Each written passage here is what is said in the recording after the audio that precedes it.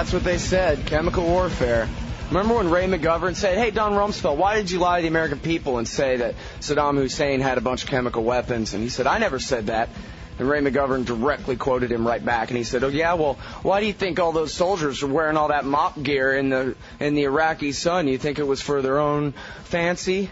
Well, no, of course it was because Donald Rumsfeld told them that there were a bunch of weapons of mass destruction in Iraq, chemical weapons that they needed to protect themselves from. He had lied to them, too. It was a simple answer to that. Anyway, so we've been talking about Ron Suskind's new book. It's called The Way of the World, A Story of Truth and Hope in an Age of Extremism. And two major accusations that have already broken in the news. The book doesn't come out till tomorrow. But the first major accusation is that the White House ordered the CIA to forge a document tying Mohamed Atta, saying that he trained for the attacks in Iraq.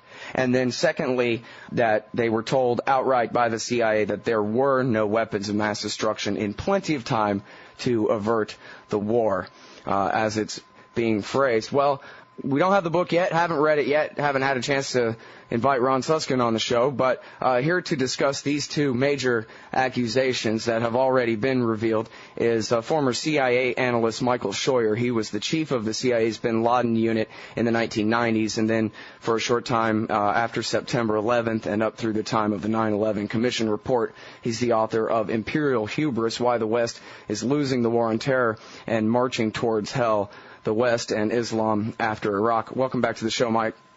Thank you, sir. How are you? I'm doing good. How are you?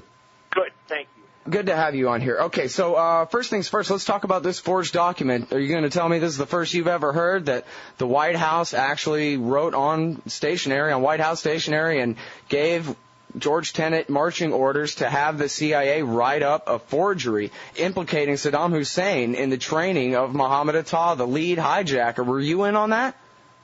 No, it would have been a nice operation, I guess, but no, I wasn't involved in it. In fact, I've never heard of it before, except that it was in the British press back in 2003. Right. I was involved in proving, if you will, from the agency's perspective, that there was no connection between Saddam and Al-Qaeda. That's a pretty definite thing. Now, the one thing I would say from a career of nearly 25 years at the agency is there's always something going on in your area of responsibility that you don't know about. Mr. Suskind's claim seems a little far-fetched to me, but I can't say that it's impossible. And what really interested me was the White House's response. They came back very strong that they were going to fight this hard, when they really could have just dismissed it as old news since it was in the British press 5 years ago. Maybe there's a little smoke here, maybe there's a little fire. I don't really know, Scott. Okay, well, now, so let's talk about your role in analyzing the evidence about the Saddam Hussein, Osama bin Laden connection in the months leading up to the war. I know you've been back and forth with the Weekly Standard over this, because in your first book, you said that, yep, looks like ties to Saddam Hussein, all right, and they like to quote that, but now you've corrected them and said, no, I found out that my first book was wrong. But what's most important is that you found out your first book was wrong in your official capacity working with your team at the CIA in the run-up to the Iraq War. That's right, Scott. I was absolutely wrong in my first book because I used only open source material, unclassified material. When Mr. Feith's shop at the Pentagon published a paper in late 2002 that made a strong argument that there was a working connection between Saddam and Al-Qaeda, Mr. Tenet asked us to go through the agency's documents for the past 10 or 12 years and find out if we had missed something or if Mr. Feith had simply made it up. And we went through about 80,000 pages of documents, and there was absolutely no connection between Saddam and Al-Qaeda. And that was December 2002 to January 2003. So we had come down with the decision that there was no tie between Al-Qaeda and Saddam at least 2.5 months before the invasion, and certainly before Mr. Powell, Secretary Powell, went before the UN. Was it before George Bush gave his 2003 State of the Union? Yes, I think, the State of the Union is in January. The very end of January, yeah. Yeah, I think the study was certainly complete by then, yes. Now, whether Mr. Tenet delivered it to the president or not, that's another question. Right, but you told me before that you don't know that. It was clear. You've told me before that you don't know whether Tenet delivered your intelligence to the president. No, there's no way to know whether he delivered it or if he delivered it in the form it was given to him. There's just no way to know that. He's the only one that knows. Mm-hmm. As I said before, Mr. Tenet was very unusual in that he was the one who briefed the president. Usually it was a very senior agency officer, a civil servant, who didn't go there to be the president's friend or advisor. He went there to give him the intelligence. So no one really knows what Mr. Tenet said to Mr. Bush except Mr. Tenet. Yeah, well, he even says that when he said that the case was a slam dunk, he wasn't referring to the case against Iraq. He was referring to the case is strong enough to convince the American people about Iraq, and that was his excuse. That was his alibi.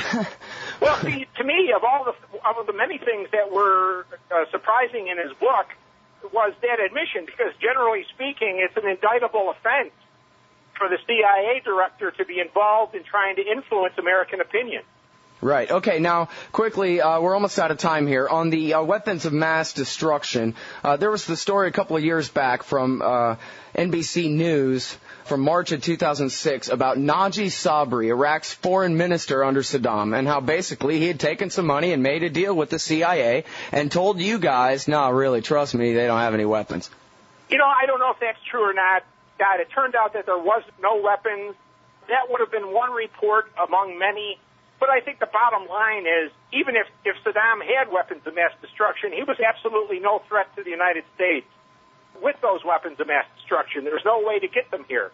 If we went to war on the issue of weapons of mass destruction, we went to war to protect the Israelis. That's the bottom line. Well, touche. But so now, do you know about another report by a guy named Hubris or something like that he was an informant and saying that there were no weapons? Do you know about that? I don't know about either one of them. I have to be very clear, Scott. I worked on Al Qaeda, and my knowledge of Iraq is basically peripheral to Al Qaeda. If there was something to do with Al Qaeda in Iraq, then I would have worked on it. If it was Iraq specific, it could very well be that I don't know the first thing about it. Mm-hmm. All right. Well, we'll have to get you back on the show to talk more about Al Qaeda sometime soon.